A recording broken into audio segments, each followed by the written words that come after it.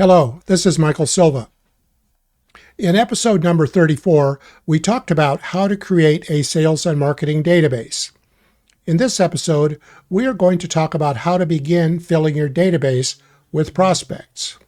In previous episodes, we learned that a prospect is a prospective client, someone with whom you would like to do business. Prospects are the actual people to whom you will sell your services to. Start out by entering prospects that you already know about and already have full information on.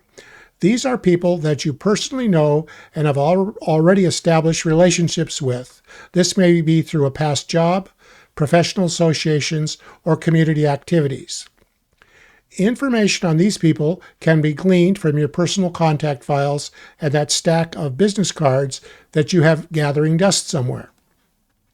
After you have the easy ones out of the way, you need to begin to gather the names of other prospects that you don't already know, but who you'd like to establish relationships with and sell your services to.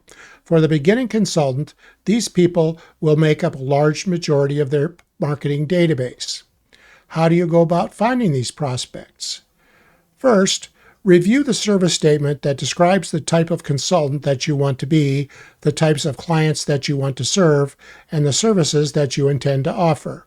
The process of creating a service statement was discussed in episode number 8. You may wish to review this episode again before proceeding further.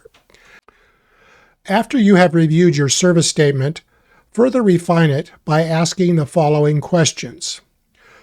Question number 1. What size companies or organizations are most likely to hire me? This question will vary depending on the types of clients you are serving. Private companies are normally categorized by annual sales or number of employees. Hospitals are usually categorized by number of inpatient beds, hotels by number of rooms, and city and county governments by the size of their population. Choose the criteria that best fits the type of client that you intend to serve. Question number 2. Which geographical areas can I most effectively serve? Decide what cities, counties, states, regions, or countries that you intend to serve. When defining the geographical area that you wish to market to, consider your ability to provide services to the client in a cost-effective manner, as well as your ability to make in-person sales calls to prospective clients. Be realistic about this. It is better to start off with a smaller area first and later expand it than it is the other way around. Question number 3. Who are the likely decision makers at the companies or organizations that I am targeting? Depending on the type of client that you are going for, this may be the company owner, the operations manager, the security director, the facility manager, the human resources director, or one of many other job titles. Your past experience and conversations with others in the industry can help you to decide who the likely decision makers are. As you go about your sales efforts, you may learn that your original thoughts on decision makers was wrong. For example, when trying to sell to security directors, you may find that the actual decision maker concerning consulting services is the security director's boss, who could be the chief financial officer or chief information security officer. After you have reviewed your service statement and answered the 3 questions we have just discussed, create a written summary that defines who you are and who you should be trying to sell your consulting services to. Here are 2 examples. Example number 1 would be a security management consultant that served hospitals. The type of client that they would be targeting would be hospitals and outpatient clinics, and they would be looking for medium to large size hospitals, greater than 500 beds or 250 to 500 beds, or medical clinics with 3 or more locations. This particular consultant has determined that the states that he can most effectively serve are Connecticut, Maine, Massachusetts, New Hampshire, Rhode Island, and Vermont, and that the likely decision makers when selling his services would be a security or public safety director, facilities director, or vice president of support services. In example number 2, We have a technical security consultant who serves courthouses, law enforcement agencies, and government agencies. This consultant designs and specifies electronic security systems. The type of client they would be targeting would be city governments, county governments, and architectural and engineering firms that specialize in those types of facilities. The type of client that they would target would be cities with a population greater than 500,000, counties with a population greater than 1 million, and architectural and engineering firms with billings greater than $1 million annually. The geographical region that this consultant wants to serve is more limited, being just the states of California and Nevada, and the likely decision makers are facility directors, security managers, the principals at architectural and engineering firms, and the marketing specialists at architectural and engineering firms. By creating the summary above, you have established the general criteria for the type of prospect that you are seeking. You now need to find the specific prospects that meet this criteria. It is suggested that this be done in 2 steps. Step number 1, find the companies and organizations that meet your criteria. Fortunately, this has never been easier due to the multitude of online resources that now exist. There are numerous industry directories of various types of companies and organizations, as well as regional directories that list companies and organizations by geographical region. Often, newspapers and magazines will create lists such as Top 25 Hospitals in Cleveland or Major Employers in Orange County that can be found by doing a simple online search. After your searches have identified companies and organizations that meet your criteria, begin creating database records for each one. Many directory listings will provide the information necessary to complete the company name, company address, and main company telephone number fields in your database. If not, go to the website of the specific company or organization to obtain this information. This step will produce accurate information for probably about 90% of the companies and organizations that fit your criteria. When researching companies that have multiple locations, searches will most likely produce information on their main location or headquarters. Finding information on their local or regional locations may require a little more effort. Step number 2, find the right contact people.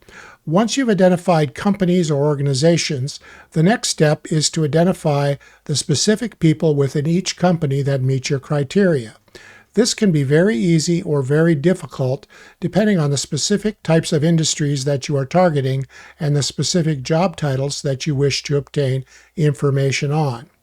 In general, obtaining information on top-level management is easy. This is often listed on the company website or available through directories of various types.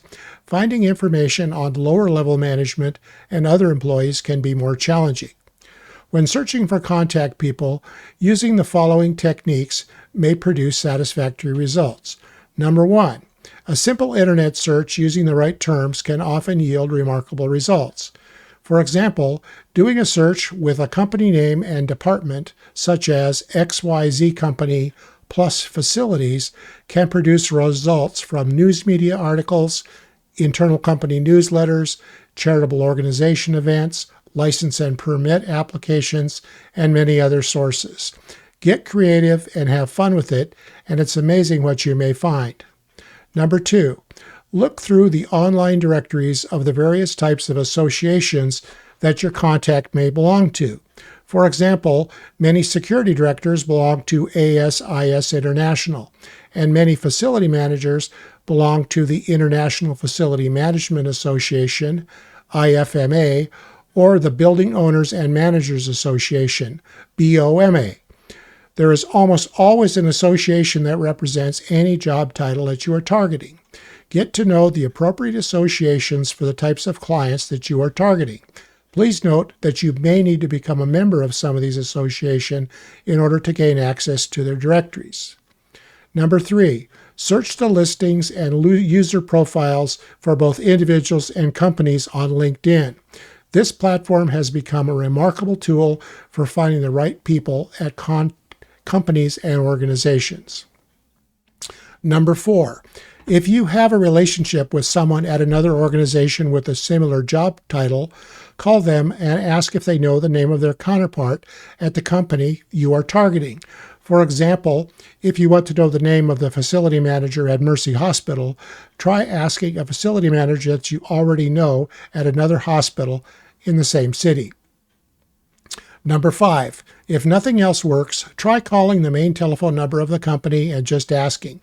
Many companies have mechanisms in place to thwart unsolicited calls, but you can often obtain the information you are seeking if you use a little finesse.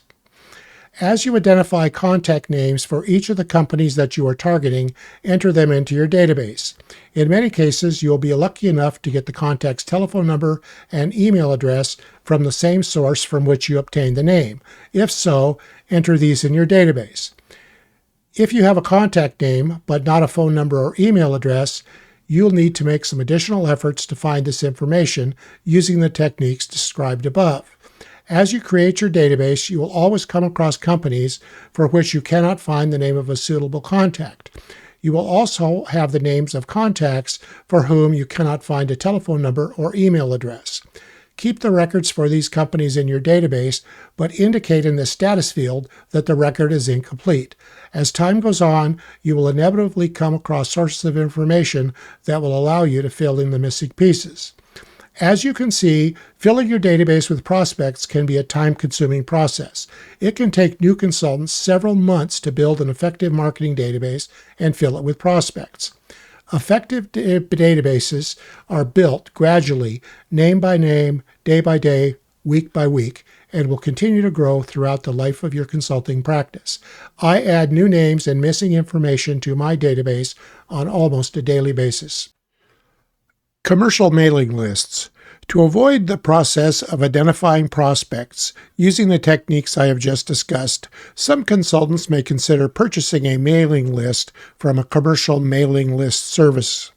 These services provide lists of prospects along with their company name, job title, mailing address, and in some cases, their telephone number and email. To use these services, you specify the type of prospect that you are seeking, the geographical locations that you wish to target, the specific job titles that you wish to reach, and company size. The service then tells you the number of names available and the fee that the service will charge to provide this list. This typically ranges between 30 cents and $2 per name, depending on the number of names on the list and the number of times that you intend to use it. Security consultants who have used commercial mailing list services have reported mixed results.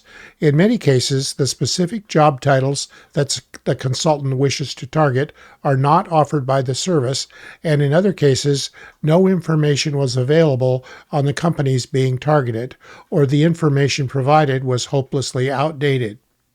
There are also many scammers out there who may try to sell you contact list information that is bogus or completely inaccurate. I personally do not recommend using commercial mailing list services and would suggest that it is better to develop your own lists using the techniques that I have described. I think that the process of researching companies and names provides you with a much better awareness of the marketplace in addition to allowing you to create an accurate database of contacts. However, in your particular situation, you may find that commercial mailing list services are effective for the types of contacts that you are searching for.